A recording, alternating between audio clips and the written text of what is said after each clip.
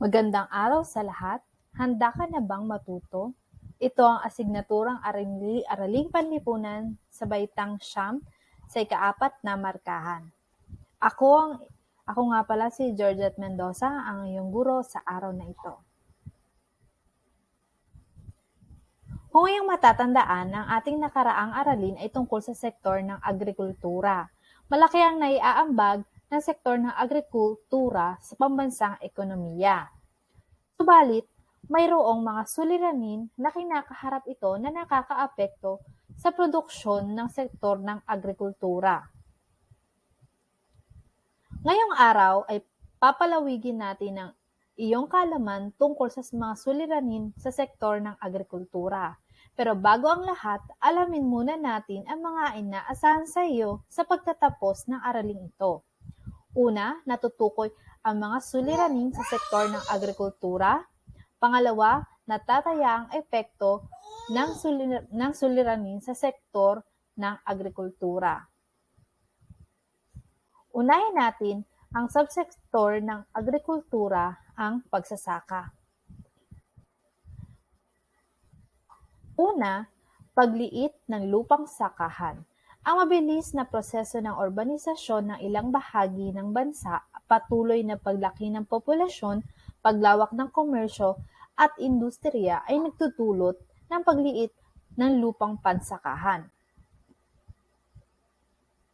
Mula sa pagiging lupang agrikultural, sumasailalim ito sa transformasyon upang maging pook pasyalan, pook residensyal at industrial. Isa sa dahilan ng mabilis na proseso ng urbanisasyon sa ating bansa ay ang patuloy na pagtaas ng populasyon. Sa kasalukuyan, mayroong mahigit 100 milyong Pilipino at lahat ito ay nangangailangan ng tirahan. Dahil dito nagkakaroon ng mga land conversion kung saan ang mga dating lupang sakahan ay ginagamit na para sa subdivision, parke o kaya industrial complex.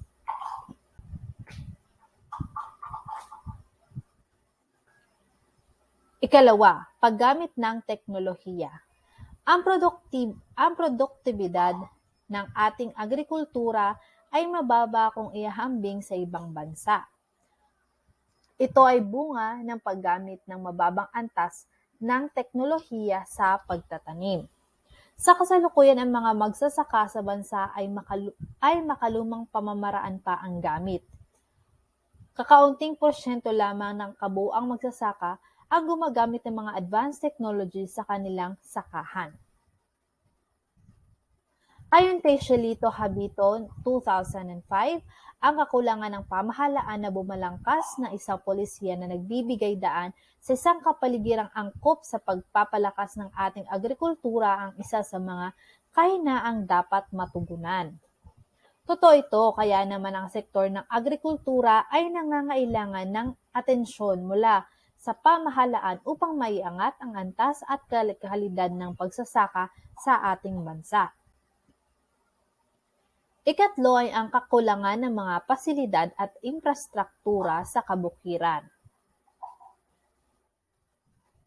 Malaki ang kakulangan ng infrastruktura sa kabukiran upang tugunan ang pangangailangan ng maunlad na agrikultura. Malaking bahagi ng produksyon sa agrikultura ang nangangailangan ng mga advanced na mga infrastruktura. Ngunit sa kasamaang palad sa kasalukuyan ay kakaunti lamang ang mayroong ganitong mga pasilidad.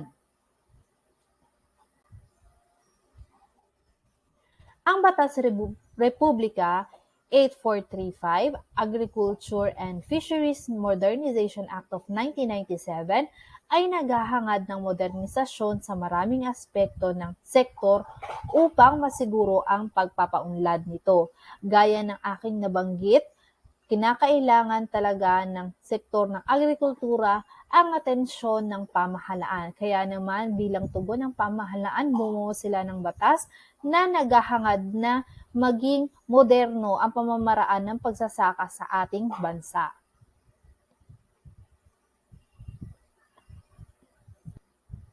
Sa katunayan niyan, malaking bahagi ng produksyon sa agrikultura ay nasisira dahil kulang tayo ng mga pasilidad sa pagtutuyo at pagpoproseso ng mga ani at hilaw na produkto. Ika-4, kakulangan ng suporta mula sa iba pang sektor. Ang pagtutulungan sa loob at labas ng sektor ay nagtutulak upang higit na maging matatag ang agrikultura. Ayon sa Batas Republika 8435, ang pagtutulungan ng iba't ibang ahensya ng pamahalaan ay binigyang diin bilang suporta sa implementasyon ng modernisasyon sa agrikultura. Hindi sapat kung ang ahensya lamang ng agrikultura ang kikilos upang mapaunlad ang kanilang sektor. So mahalaga na makibahagi at makipagtulungan ang lahat ng ahensya ng pamahalaan sa usaping ito. Kung magtutulungan, mas maraming makakalap na pondo para sa proyekto at programa para sa sektor ng agrikultura. Halimbawa, ang Land Bank of the Philippines ay partikular na makatutulong upang magpautang sa mga magsasaka upang tugunan ang mga pangunahing pangangailangan sa pagtatanim tulad ng gastusin sa abono, butil at iba pa.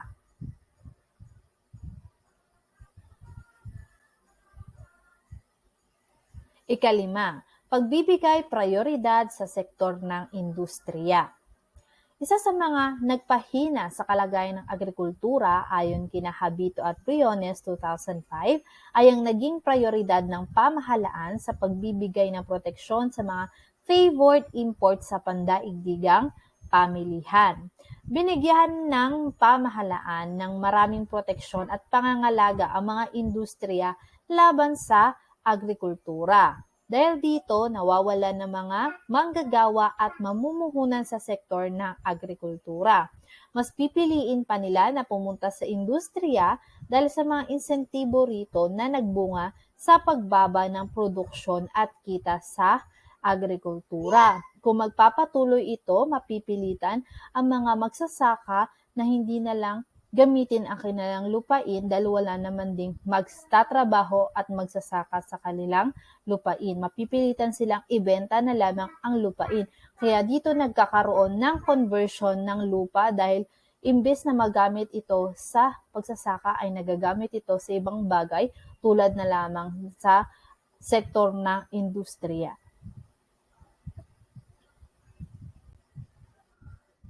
Ika-6, pagdagsa ng mga dayuhang kalakal. Isang malaking kompetisyon ang pagbubukas ng bansa sa kalakalang panlabas at pagsali nito sa pandaigdigang samahan tulad ng World Trade Organization. May mabuting epekto ito sa ating ekonomiya, ang pagsali ng ating bansa sa World Trade Organization dahil nabibigyan din tayo nito ng pagkakataon na makipag-trade o makipagkalakalan sa ibang bansa gamit ang ating mga produkto. Ngunit sa kabila nito, mayroon itong hindi mabuting epekto lalo na sa mga nasa sektor ng agrikultura. Nabuksan ang mga mata ng mga kababayan natin sa mga dayuhang kalakal na makikita sa halos maraming pamilihan. Maraming magsasaka ang nahihirapang makipaglaban sa presyo ng mga murang produkto mula sa ibang bansa. Nariyan ang mga bansa mula sa China na talaga namang mura kung ikukumpara sa presyo ng mga produkto natin dito. Dahil dito, maraming magsasaka ang naapektuhan. Huminto at kalaunan ay ipinagbili na lamang ang kanilang mga lupa upang maging bahagi ng subdivision. Dahil nakikita nila na ang kanilang lupain, ang kanilang pagsasaka ay hindi na kumikita, gagawin na lamang itong ibebenta na lamang nila ito upang mas mapagkakitaan pa nila.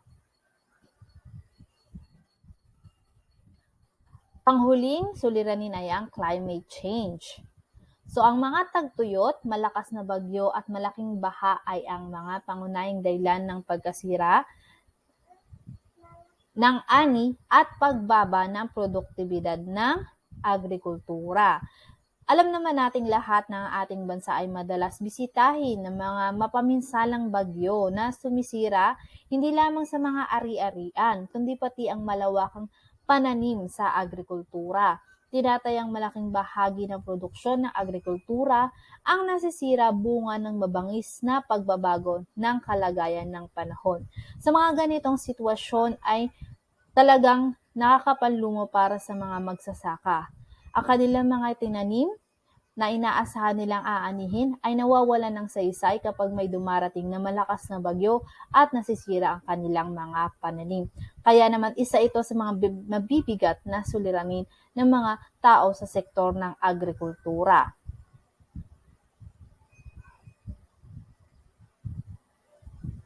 Mababawasan lamang ang masamang epekto nito sa ating agrikultura kung magiging responsable ang mga tao sa paggamit ng mga bagay na nakakasira sa ating kalikasan.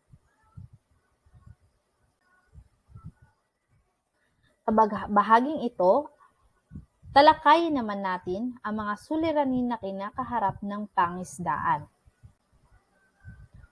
Una, mapanirang operasyon ng malalaking komersyal na mangingisda. Mula sa aklat ni na Balitaw et al. 2012, ang malalaki at komersyal na barko na ginagamit sa panghuli ng mga isda ay nakakaapekto at nakakasira sa mga korales. Ang mga malalaking barkong ito ay gumagamit ng sistema kung tawagin ay crawl fishing, na kung saan ang mga mangingisda ay gumagamit ng malalaking lambat na may pabigat. Mapanira ito sapagkat nakakaladkad ng lambat na may pabigat ang mga korales at nahuhuli ang lahat ng isdang madadaanan maliit man o malaki. Alam naman natin na ang mga korales na ito ay nagsisilbing tirahan sa ilang mga isda sa ilalim ng dagat. Ang paghuli ng isdang maliit ay nakakasama sa pagpapatuloy ng kanilang populasyon sa dagat. Kaya naman isa ito sa mga suliranin na kinakarap ng mga tao sa pangisdaan. Ikalawa ay ang epekto ng polusyon sa pangisdaan. So, ang mga yamang tubig na pinagkukunan ng mga mangingisda ay labis na maaapektuhan. Ang mga kemikal na dala ng basura ng sambahayan, agrikultura at industriya ay may masamang epekto sa mga isda. Katulad na lamang ng nasa larawan, ang mga isda ay namatay na dahil na rin sa masamang epekto ng polusyon sa tubig. Ikatlo ay lumalaking populasyon sa bansa. Ang patuloy na pagdami ng tao na umaasa sa yamang tubig ay para sa kanilang ikabubuhay ay nagpapalala sa sitwasyon ng sektor ng pangisdaan. Kung magkagayon, maaaring maganap ang hinala ni Thomas Malthus na ang patuloy na paglaki ng populasyon ay maaaring magdulot ng kahirapan na sa kalaunan ay kakulangan sa pagkain. Unti-unti rin ang pagbaba sa bilang ng mga yamang dagat at lahat na likas na yaman dahil sa dami ng kumukonsumo. At ang panghuli, kahirapan sa hanay ng mga mangingisda. Isa sa may pinakamababang sahod na natatanggap ay ang mga magsasaka at mangingisda. Dahil dito, sila ay nabibilang sa mga pangkat na hikahos sa buhay.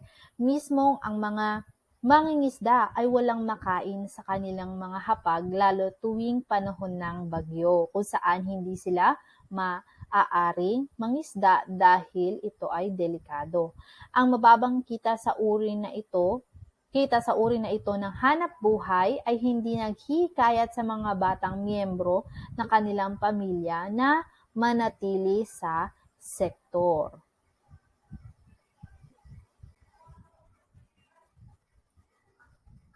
Alam na natin ang mga suliranin sa sektor ng pagsasaka at pangingisda.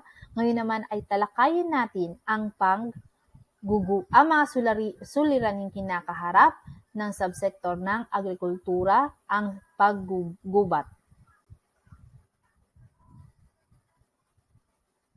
Mabilis na pagkaubos ng mga likas na yaman, lalo na ng kagubatan. Ang patuloy na pagtaas ng populasyon, katumbas ng pagtustos ng maraming pangangailangan ng mga ito, ay kalimitan ang yaman ng kagubatan ang tagastustos nito. Dahil dito, nababawasan ang supply ng mga hilaw na sangkap na ginagamit ng mga industriya. Dahil sa pagkaubos ng likas na yaman, nagkakaroon ng kakulangan sa supply para sa produksyon ng mga industriya. Kung magpapatuloy ito, maaapektuhan ng ating pambansang ekonomiya, lalo na sa aspeto ng kabuuang kita ng ating bansa.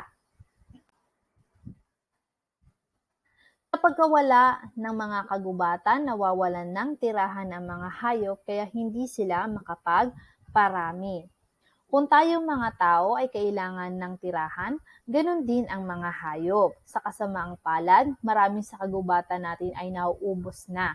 Kaya naman ang mga hayop na naninirahan sa gubat ay wala nang matirahan. At ang mas malala pa, sila ay namamatay dahil sa kawalan din ng mapagkukunan ng pagkain.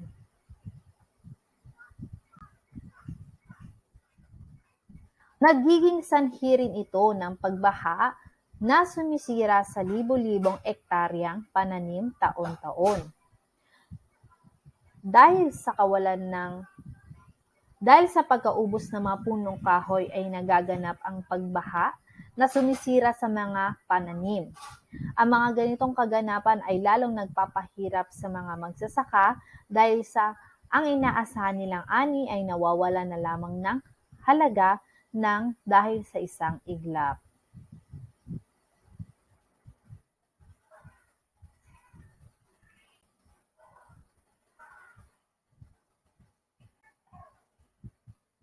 Naapektuhan din ng pagkaubos ng mga watershed ang supply ng tubig na ginagamit ng irigasyon sa mga sakahan. Ang pagkaubos ng supply ng tubig ay nakakaapekto din sa sektor ng agrikultura, lalo na sa mga magsasaka na dito umaasa ng pang-irigasyon. Alam naman natin ang kahalagahan ng tubig sa sakahan o sa pagtatanim. Ito ay kailangan ng mga tanim upang yumabong. Kung wala itong sapat na supply para sa mga magsasaka, imposibleng makapag-ani sila ng marami.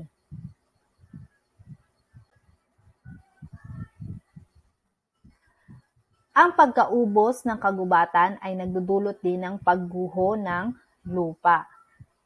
Dahil sa kawalan ng mga puno, tinatangay ng agos ng tubig ang lupa sa ibabaw, kasama ang sustansya nito. Hindi magiging produktibo ang mga pananim na itinatanim dito.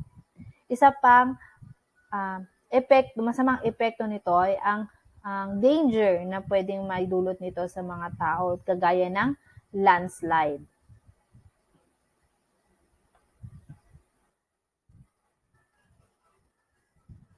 So para sa konklusyon ng ating aralin, sa kabila ng malaking kontribusyon ng sektor ng agrikultura sa ating ekonomiya, nahaharap ito sa mga suliranin. Ang mga suliraning ito ay labis na nakakaapekto sa mga tao umaasa dito. Hindi lamang iyon, kung hindi mabibigyang aksyon at agarang solusyon ng mga suliraning ito, maaaring magdulot ito ng mas malaking problema gaya ng kakulangan ng pagkain na makakaapekto sa maraming mamamayang Pilipino.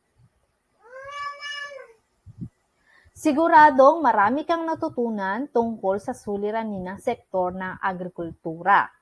Upang tayain ang lalim ng iyong pagkakaunawa sa aralin, sagutin ang gawaing ito. Subukin mo. Basahin at unawain ang sumusunod na pahayag, isulat ang salitang tama sapat lang kung wasto ang mensaheng ayon sa mga salitang nakasalungguhit. Kung ito ay mali, isulat ang tamang sagot sapat lang. Isulat ang sagot sa sagutang papel.